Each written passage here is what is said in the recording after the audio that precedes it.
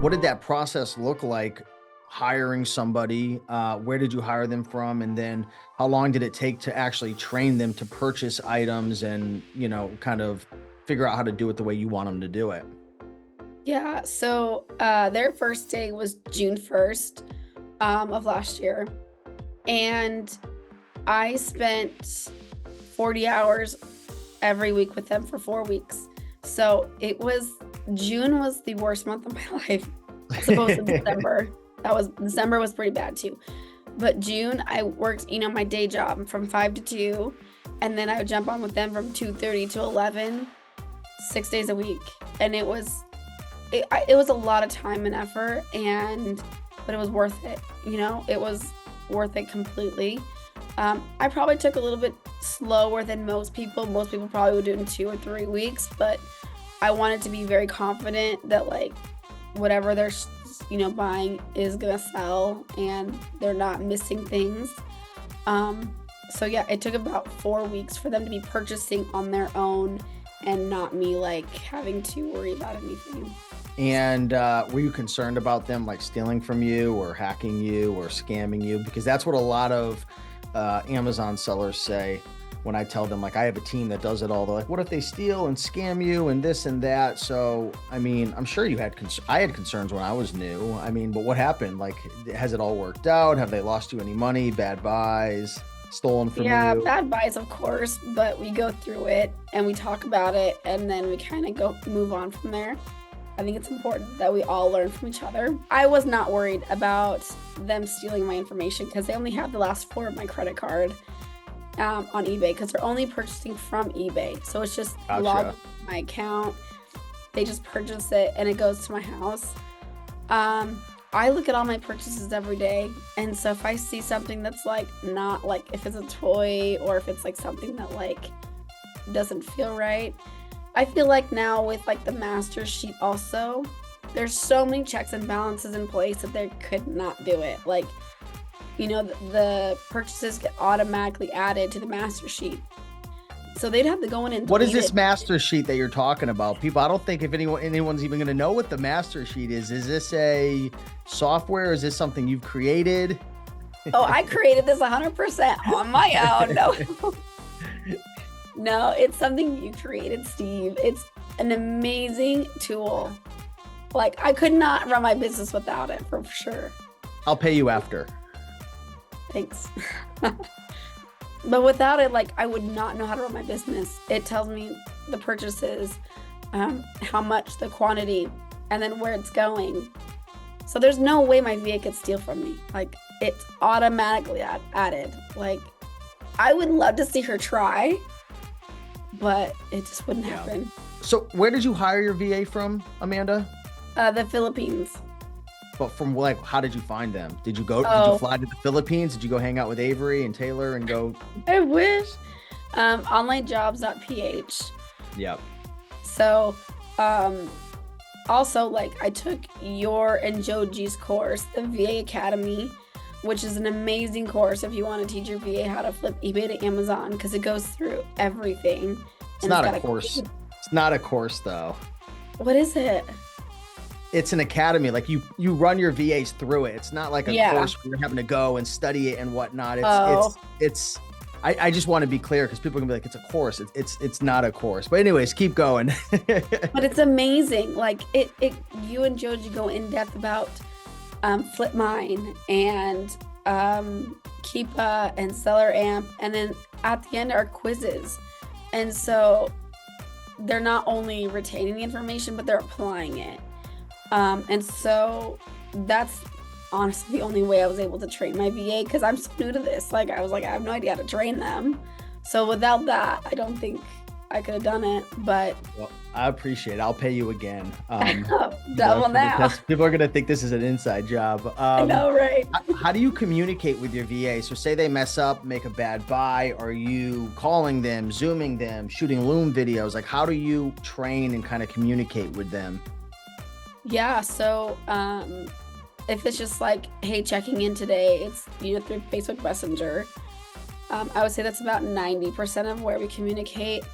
And then we do once a week a Skype call just to kind of go over everything, where we're going, where we're at, things we can do better.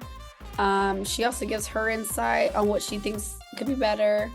And she feels comfortable enough to do that, which is amazing. And then if she doesn't understand something, like she's like, can you show me this again? I'll do a Loom video. I love Loom because you can just show your screen. Yep. And so that's about it. Like it's pretty minimal. Honestly, it's not a whole lot of time like people would think. It's not constant communication.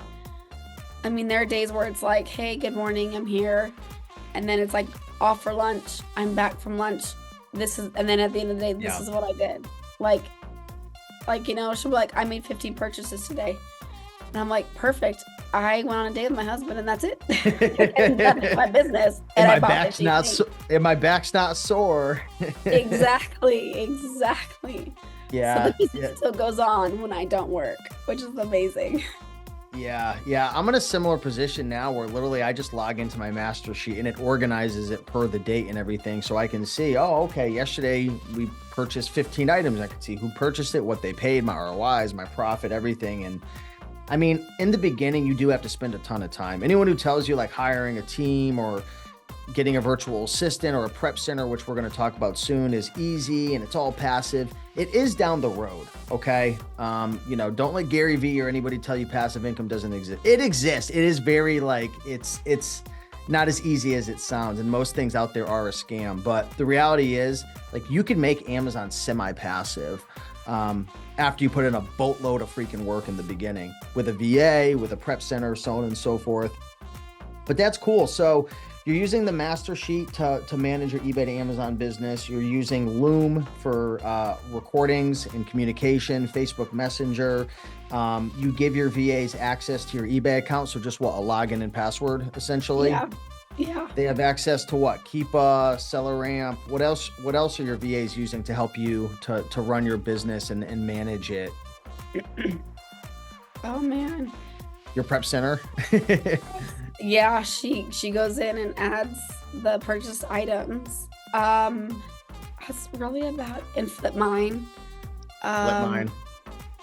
That's really about it. There's not a lot of softwares that I currently use for my eBay to Amazon. Luckily, do they have? Did you give them a license to IP Alert so they can get that warning pop up as well? I did, because those generic listings can get you. Yeah. And I didn't want me not wanting to like pay for something to ruin everything. So yeah, they have a lifetime access to IP Alert. Yeah. So generic listings, it's a new thing that Amazon's kind of hitting you with now. You can actually get deactivated, suspended. They hit people with a lot of Section 3 violations, which Section 3 is just like in their terms of service, which pretty much says like we can kick you off for whatever reason. And a lot of people have been finding out it's because of the generic listing. So people will like go around a Logitech listing and build their own to try to get around it, to outrank and do, you know, a lot of black hat tactics. So you can't do that anymore. IP Alert's great for that because it will warn you. So that's fantastic. What's your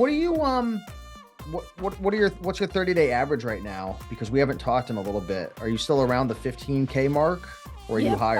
I'm a little higher. I'm at 16K right now. So look at you.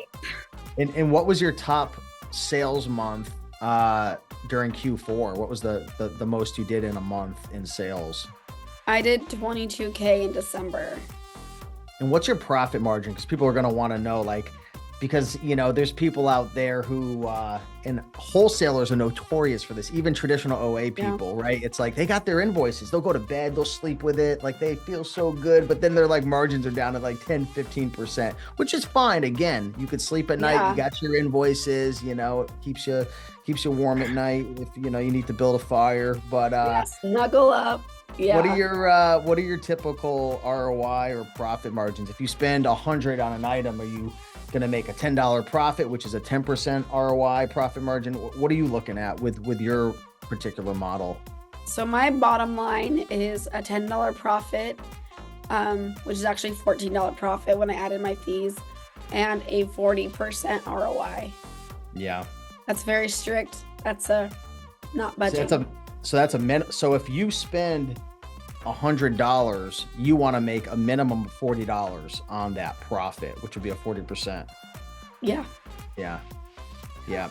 A lot of thrifters would be like, oh, I don't like that. If I spend 100, I want to make 300. But what's the reason why? Like, again, let's repeat ourselves, because I've learned in this community, you have to repeat yourself 37 times for people to understand. Why would you not just thrift and you only have to spend $100 to make 300 versus now you have to spend 1,000 to make 300? Why, Amanda, you lunatic? Because of the thrift stores, they only have so many products. They only have so many things new that you would want. I only sell new. So, I mean, I went to the thrift stores with my sisters this last week. I didn't find a single item that was new in the thrift store. Mind you, I was with my sisters and we were shopping. I was in there about an hour and found zero. Nothing. Why not used? Why are you only going after new? I feel like used has a higher return rate. So interesting, in my opinion. And I like to buy things that I would buy. I personally would not buy a used item, in my opinion, unless it's a book. But I mean, I don't know if used items are a higher return rate. I think a lot of it depends on the category. Like if you're doing used electronics, 100% you're right. Used tools, 100% you're right. Used books, my return rate was always around like 2 to 4%. It was pretty low. Maybe with used DVDs might be higher, probably because it's like scratched up maybe. Yeah, but interesting. Yeah, I mean, I like new personally just because you don't have to inspect it. It's new. You don't have to test it. It does hurt when an Amazon customer, I mean, those lovely Amazon customers who take your $100 item, open it up. Amanda's about to throw up in her mouth. They'll use it, enjoy it, consume it, write a book about it, and send it back destroyed. And Amazon, they do not have your back one bit. No. Disgusting. No, it just... And then like being at home instead of thrifting is you can go through so many more products on Flipmine than you would in a thrift store. It's just the amount and the quantity and the variety is so much better doing it at home than in a thrift store. I mean, it does take time. I'm going to kind of play devil's advocate here, but it does take time to build up your capital. You know, the thing with eBay to Amazon, if I could be perfectly transparent with everybody, is, you know, yes, you could work from home. Yes, you can hire a VA to do it all for you. Yes, you can. I mean, literally, I've probably sourced like 5 items in the last like 5 months. Yes, you know, you can literally never touch a product. I don't see products. I don't touch products anymore. Since the beginning of the year, I use a prep center now. And Amanda, you jumped on as well, which I kicked you into gear. You were like, I don't know. And now you're going to be like, I'll never go back. But the reality is your margins are much less than thrifting, and cash flow issues are a real thing when you get into wholesale, online arbitrage, eBay to Amazon, Amazon to Amazon. When your cost of goods go up from being 5% of your expenses up to 30 to 40%, you've got to make sure when you buy an item, it sells for what you think, or you reprice it, or you get rid of items that don't sell after 30, 60 days, so on and so forth. So I don't want to go too deep into this because I have a couple more questions. Like I really want to drill in on the prep centers, but you know, any advice you would give to folks who don't have, you know, a couple $1,000 to get started, right? Or they don't have credit to be able to leverage, which is a slippery slope. Did you have any challenges, any advice you'd give to folks who are kind of building up their capital? Stick with thrifting, make as much money as you can before you transition. I mean, anything you can share? Yeah, absolutely. We'll do some post-production editing. Don't worry. We got you. Yeah, take a drink. Don't die live on the I had strict rules. Not strict, but whatever. I wasn't able to use our personal money for my business. So I only had $500 and that was it. And I couldn't tap into our personal, which is great. So I wish I would have done FBM first and build up my capital faster that way. It would have taken more time. But at the end of the day, I would have gotten more money back. So that's what I would have done first. Is done more FBM. I am so glad that you brought up FBM. Now, I can't speak on FBM. You know, guys, when I tell you something, it's because I have experience in it. I'm not going to be sitting here yapping about FBM. I don't do FBM. I have very little experience. But what I do know about FBM is you get your money back a lot faster. Okay. You don't have to ship it to a fulfillment center. You don't have to deal with split shipments. You don't have to deal with FC transfers. You don't have to deal with Amazon losing your stuff. You can set up, what is it called when you kind of, if you sell something that you don't give them all the money back if they destroy it, or a refund? What's it called? You do FBM, you know it. Like, what happens if a restocking fee? Yeah, restocking fee. Yeah, what happens if I buy your item and then I like use it and Destroy enjoy it? Yeah. Because if it was FBA, you're screwed. But if, say, I'm your customer and I don't know you, and I buy a Guitar Hero from you that you spent $130 on brand new and you sold it to me for $280, I open it up, use it, abuse it, destroy it, and send it back, you can charge me a fee. Whereas FBA, you're just SOL. Yeah, I could charge you a 99%. It might be 100 now, 100% restocking fee, which is the full sale price. Yeah. And usually Amazon has your back on that one. And you get paid a lot quicker as well, right? Yeah. So for me, being on the West Coast is like the worst case scenario, because it takes my items 5 to 7 days to get to the warehouse. And then it takes, 3 days to check in. But then if it gets FC transfers, it's another 5 days. So I'm just at a losing cost. Like, everything takes so long. Versus on the East Coast, you guys get it in like 2 days. I don't hear it. But, and that's, I know that now. But I would have started FBM earlier, and I wouldn't have listened to the people who say FBM doesn't sell, because FBM does sell. You killed it. Literally, Amanda freaking killed it in November and December. Killed it. Yeah. I remember sometimes, because you and I, we talk a few times a week. We stay in touch. We talk business. And I remember there were weeks I never talked to you. You weren't picking up your phone. You were shipping all day long. Yeah, I did 183 FBM orders in December. Yeah. 183. That's a lot of boxes. That's a lot. And my post office is a half an hour away. So it's not like it's like a quick thing to do, But the money was so good. I got it so much faster. Yeah, FBM. And there's also less liability as well, because one of the biggest worries that we all have with FBA is, what if we get shut down or deactivated? Amazon will hold on to all your inventory, hold on to all your money, so on and so forth. There's just a lot less risk with FBM. I don't do it though. You might ask, well, Steve, why don't you do it? Just because I've made the decision with how I want to run this business with lifestyle, and I just don't want a job. I hate to say it. Anyone who does FBM, you are running a job. There's nothing wrong with it, but it's a job. It is what it is.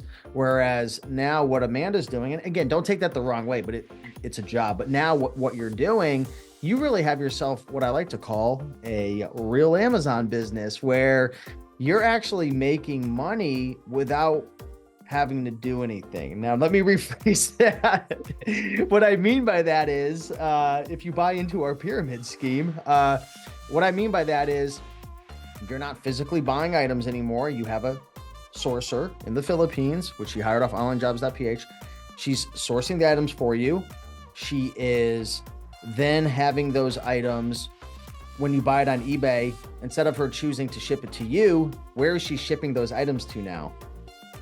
My prep center.